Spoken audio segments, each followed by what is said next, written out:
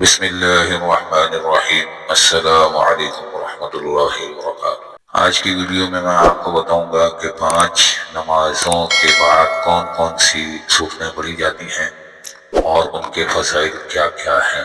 سب سے پہلے آتی ہے نماز فجر۔ نماز فجر کے بعد سورہ یاسین پڑھی جاتی ہے، جس کی فضیلت یہ ہے کہ دن بھر کی جو حاجات ہیں انسان کی، وہ اللہ تعالیٰ اپنے ذمے لے لیتے ہیں۔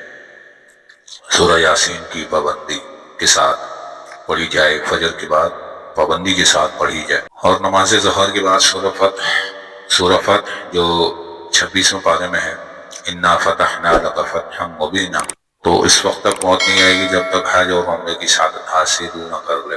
نماز عصر کے بعد سورہ نبا پڑھی جاتی ہے، عما یتساءلون عن النبأ العظیم۔ اس کی فضیلت یہ ہے کہ اللہ تعالیٰ محشر کے دن کی سختی سے حفاظت فرمائیں گے۔ نماز مغرب کے بعد کون سی سورت پڑھی جاتی ہے؟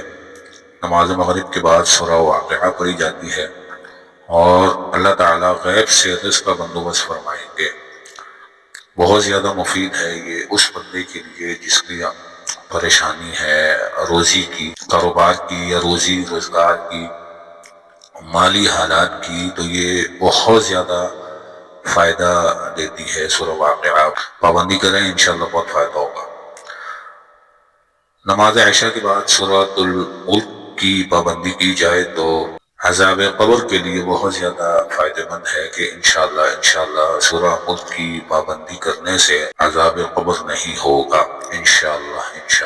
عشاء کے فوراً بعد بھی پڑھ سکتے ہیں۔ اگر آپ فوراً نہیں پڑھی تو آپ سونے سے پہلے بھی آپ پڑھ سکتے ہیں۔ اگر آپ چاہتے ہیں کہ یہ فضائل دوسروں کو بھی معلوم ہو، وہ بھی ان پر عمل کریں، ان کو بھی فائدہ ہو، تو اس ویڈیو کو زیادہ سے زیادہ شیئر کریں۔